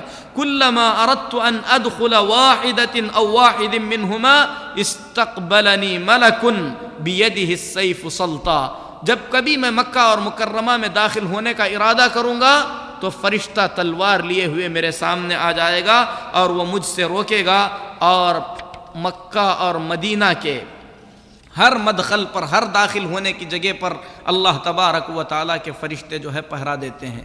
تو میرے محترم بھائیو، یہ فرشتوں کے کچھ اعمال ہیں۔ فرشتوں کے اعمال میں سے جیسا کہ امام ابن القیم رحمۃ اللہ علیہ نے فرمایا، آسمان اور زمین کی ہر حرکت، آسمان اور زمین میں جو کچھ بھی ہوتا ہے یہ اللہ تعالیٰ کے حکم سے اللہ تبارک و تعالیٰ کے فرشتوں کی تدبیر سے ہوتا ہے۔ یہاں تک کہ سورج چاند کی حرکت، بادلوں کا چلنا، ہواؤں کا چلنا، اسی طریقے سے درختوں کا ہلنا، یہ ساری چیزیں جو ہے فرشتوں کی حرکت سے ہوتا ہے۔ اور اس کے لیے انہوں نے دلیل میں فرمایا فالمدبرات امرا، اللہ تبارک و تعالیٰ نے فرشتوں کی قسمیں کھائی، فرمایا ان میں سے ان فرشتوں کی قسم جو اللہ تبارک و تعالیٰ کے حکم سے دنیا کے معاملے کی تدبیر کرتے ہیں۔ اسی طریقے سے فرمایا فالمقسمات امرا، کام کو تقسیم کر کے انجام دینے والے فرشتوں کی قسم۔ تو یہاں پر جو ہے فرشتے مراد ہیں، جیسا کہ یہ عقیدہ تمام انبیاء علیہم الصلاۃ والتسلیم کا ہے اور مؤمنین کا ہے۔ قرآن کریم میں کچھ مقامات پر اللہ تبارک و تعالیٰ نے تدبیر کے معاملے کو اپنی طرف منسوب فرمایا ہے، جیسا کہ اللہ تبارک و تعالیٰ نے فرمایا وَمَن يُخْرِجُ الْحَيَّ مِنَ الْمَيِّتِ وَيُخْرِجُ الْمَيِّتَ مِنَ الْحَيِّ وَمَن يُدَبِّرُ الْأَمْرَ، کون ہے جو مردے سے زندہ، زندے سے مردہ کرتا ہے، کون ہے جو تمام معاملات کی تدبیر کرتا ہے، فَسَيَقُولُونَ اللَّهُ، تو مشرکین بھی کہیں گے کہ اللہ ہی کرتا ہے۔ افلا تتقون، تو آپ کہہ دیجئے کہ تم لوگ ڈرتے کیوں نہیں ہو، اللہ کے عذاب سے بچنے کی کوشش کیوں نہیں کرتے ہو؟ تو یہاں پر تدبیر سے مراد، جیسا کہ امام ابن القیم رحمۃ اللہ علیہ نے فرمایا، فَهُوَ الْمُدَبِّرُ أَمْرًا وَإِذْنًا، دنیا کا ہر کام اللہ کے حکم سے اور اللہ کی اجازت سے ہوتا ہے۔ وَالْمَلَائِكَةُ الْمُدَبِّرَاتُ مُبَاشِرَةً وَامْتِثَالًا، اور اللہ کے جو ملائکہ ہیں وہ کام کو انجام دینے والے ہیں، کام کو جو ہے نبھانے والے ہیں، یعنی اللہ کا حکم ہوتا ہے، فرشتے اللہ کے حکم سے انجام دیتے ہیں۔ تو فرشتے میرے محترم بھائیوں جو جلیل القدر کام انجام دیتے ہیں، ان میں سے ایک کام یہ ہے، نبی کریم صلی اللہ علیہ وسلم نے فرمایا، طوبى للشام ان ملائکۃ الرحمن باسطۃ اجنحتها علیہ، شام کے لیے خیر ہو، ملک شام کے لیے، کیونکہ اللہ تبارک و تعالیٰ کے ملائکہ اور فرشتے ملک شام پر جو ہے سایہ کیے ہوئے ہیں۔ فرشتوں سے متعلق اور کچھ مختصر سی باتیں تھیں، 5 منٹ میں اپنی بات کو ختم کرتا ہوں۔ ان میں سے ایک بات یہ ہے کہ فرشتوں سے متعلق انسانوں کے کیا اعمال ہیں۔ میرے محترم بھائیوں، سب سے پہلی بات تو یہ ہے کہ اللہ کے ملائکہ اللہ تعالیٰ کے حکم سے انسان کی پیدائش سے پہلے ہی سے انسان کے بہت سارے اعمال اللہ کے حکم سے انجام دیتے ہیں۔ ان میں سے ماں کے پیٹ میں جو حمل ہے اس کا متابعہ کرنا، جیسا کہ حدیث شریف میں وارد ہے، نبی کریم صلی اللہ علیہ وسلم نے فرمایا، فرشتے کہتے ہیں کہ اے اللہ، اب یہ لوتھڑے کی شکل میں ہے، پھر یہ ہڈیوں کا ڈھانچہ بن گیا، یہاں تک کہ اللہ کے حکم سے فرشتے اللہ تبارک و تعالیٰ کے حکم سے جو ہے روح پھونکتے ہیں۔ اسی طریقے سے فرشتے انسانوں کے ساتھ جو تعلقات ہیں، ان میں سے ایک بڑا عمل یہ ہے کہ اللہ کے نبیوں کے پاس اللہ تبارک و تعالیٰ کا پیغام لے کر آتے ہیں، جس کی تفاصیل بیان کرنے کا وقت نہیں ہے۔ فرشتوں کے ساتھ انسان کے جو تعلقات ہیں، ان میں سے ایک بڑا تعلق یہ ہے کہ اللہ تعالیٰ کے حکم سے فرشتے انسان کی ہر چھوٹی بڑی بات کو لکھتے ہیں۔ اللہ رب العالمین نے فرمایا، کرامن کاتبین یعلمون ما تفعلون، معزز لکھنے والے فرشتے جانتے ہیں ان تمام چیزوں کو جو تم کر رہے ہو۔ اسی لیے اہل علم کہتے ہیں کہ اللہ تبارک و تعالیٰ نے فرشتوں کو یہ طاقت عطا فرمائی ہے کہ فرشتے آپ کے دل کی بات کو جان سکتے ہیں کہ آپ کیا نیت کیے ہوئے ہیں۔ اسی لیے اللہ تبارک و تعالیٰ نے ملائکہ سے کہا کہ اگر میرا بندہ نیکی کا ارادہ کرے تو اس کے نام اعمال میں نیکی کو لکھ دو، یعنی فرشتے کو پتہ چلتا ہے اللہ کے حکم اور اللہ کی قدرت سے کہ ہم نیکی کا ارادہ کیے ہوئے ہیں، فرشتہ اس نیکی کے ارادے کو لکھ دیتا ہے۔ اگر برائی کا ارادہ کریں تو اللہ تبارک و تعالیٰ نے فرشتوں کو حکم دیا ہے کہ جب تک برائی نہ کرے بندہ، اس وقت تک اس کی برائی نہیں لکھی جاتی۔ اور اللہ تبارک و تعالیٰ نے فرمایا، وَكُلُّ شَيْءٍ، ہر چیز جو ہے لکھی ہوئی ہے۔ قیامت کے دن جب آدمی آئے گا، فَمَن يَعْمَلْ مِثْقَالَ ذَرَّةٍ خَيْرًا يَرَهُ وَمَن يَعْمَلْ مِثْقَالَ ذَرَّةٍ شَرًّا يَرَهُ، ذرہ برابر نیکی بھی اپنے نامہ اعمال میں دیکھے گا، ذرہ برابر جو ہے برائی بھی جو ہے اپنے نامہ اعمال میں دیکھے گا۔ اسی لیے مشرکین، کافر اپنے نامہ اعمال کو دیکھ کر کہیں گے، ما لهذا الكتاب لا يغادر صغيرة ولا كبيرة الا احصاها ووجدوا ما عملوا حاضرا ولا يظلم ربك احدا، یہ کیسی کتاب ہے کہ اس میں کوئی چھوٹی بڑی کوئی بات چھوٹی ہوئی نہیں ہے۔ اللہ فرماتا ہے جو کچھ انہوں نے کیا ہے قیامت کے دن جو ہے وہ اپنے آنکھوں کے سامنے جو ہے اسے دیکھ لیں گے۔ اسی طریقے سے میرے محترم بھائیوں، فرشتے ہم انسانوں کے سلسلے میں جو اعمال انجام دیتے ہیں ان میں سے حفاظت کا عمل ہے۔ اللہ تعالیٰ کے حکم سے اللہ کے فرشتے انسانوں کی حفاظت کرتے ہیں۔ اللہ فرماتا ہے، لَهُ مُعَقِّبَاتٌ مِّن بَيْنِ يَدَيْهِ وَمِن خَلْفِهِ يَحْفَظُونَهُ مِنْ أَمْرِ اللَّهِ، انسان کے آگے پیچھے اللہ کے حکم سے حفاظت کرنے والے فرشتے ہیں۔ اسی طریقے سے انسانوں سے متعلق جو کام فرشتوں کو دیا گیا ہے، روح قبض کرنا، اسی طریقے سے قبر میں سوال و جواب کرنا، اسی طریقے سے میرے محترم بھائیو قیامت کے دن بہت سارے اعمال فرشتوں کو ان کا مکلف بنایا جائے گا، جن کاموں کو اللہ کے یہ فرشتے انجام دیں گے۔ مختصر طور پر فرشتوں سے متعلق ہم لوگوں کی جو ذمہ داریاں یا ہم پر فرشتوں کے جو حقوق ہیں ان کو میں 1-2 منٹ میں بیان کرتا ہوں۔ ان میں سے سب سے پہلا حق یہ ہے کہ ہم اللہ کے فرشتوں پر ایمان لائیں۔ ان کی تعظیم کریں، ان سے سچی محبت کریں، جس طریقے سے یہ ہمارے لیے رحمت کی، مغفرت کی دعا کرتے ہیں اور ہمارے خیر اور بھلائی کا کام کرتے ہیں۔ نبی کریم صلی اللہ علیہ وسلم کا فرمان ہے کہ ہر انسان کے ساتھ اللہ تبارک و تعالیٰ نے ایک فرشتہ اور ایک قرین مقرر فرما دیا ہے۔ فرشتہ اسے نیکی کا حکم دیتا ہے، جو قرین ہے وہ اسے برائی کا حکم دیتا ہے۔ تو اللہ کے ملائکہ، اللہ کے فرشتے ہمارا خیر چاہتے ہیں، ہمارا بھلا چاہتے ہیں، اس لیے ہمارا بھی حق بنتا ہے کہ ہم اللہ تبارک و تعالیٰ کے ان فرشتوں سے سچی محبت کریں۔ کوئی ایسا کام نہ کریں جس کام سے اللہ کے فرشتوں کو تکلیف ہوتی ہو۔ نبی کریم صلی اللہ علیہ وسلم کا فرمان ہے کہ جن چیزوں سے بنی آدم کو تکلیف ہوتی ہے، اللہ کے ملائکہ بھی اس سے تکلیف ہوتی ہے، بالخصوص بدبو سے اللہ کے فرشتوں کو تکلیف ہوتی ہے۔ اسی طریقے سے اللہ کے فرشتے حیا کرتے ہیں، آدمی بے حیائی کا کام نہ کرے۔ نبی کریم صلی اللہ علیہ وسلم نے فرمایا جس گھر میں تصویر ہو اللہ کے ملائکہ داخل نہیں ہوتے، آدمی اپنے گھروں کو تصویروں سے پاک کرے۔ جس گھر میں کتا ہو اللہ کے فرشتے اس گھر میں داخل نہیں ہوتے، آدمی اپنے گھر کو کتوں سے پاک کرے۔ کوئی یہ نہ کہے کہ اگر گھر میں کتا ہو یا تصویر ہو تو فرشتے داخل نہیں ہوتے، تو اس کا مطلب یہ نہیں کہ ہمارے اعمال نہیں لکھے جاتے یا ہماری روح قبض نہیں کی جاتی، بلکہ حقیقت یہ ہے، اللہ کے نبی صلی اللہ علیہ وسلم نے فرمایا، ابو داؤد میں ہے، ان الملائکۃ لا تحضر جنازۃ الکافر بخیر، اللہ کے ملائکہ کافر کے جنازے میں خیر کے ساتھ شرکت نہیں کرتے۔ مطلب یہ ہے کہ اللہ کے عذاب کے فرشتے شرکت کرتے ہیں۔ اللہ تبارک و تعالیٰ نے ملائکہ کو، اللہ کے فرشتوں کو جو قوت عطا فرمائی ہے، وہ دور رہ کر بھی آپ کی جان کو قبض کر سکتے ہیں، آپ کی روح کو قبض کر سکتے ہیں، جس کا علم ہمارے پاس نہیں ہے۔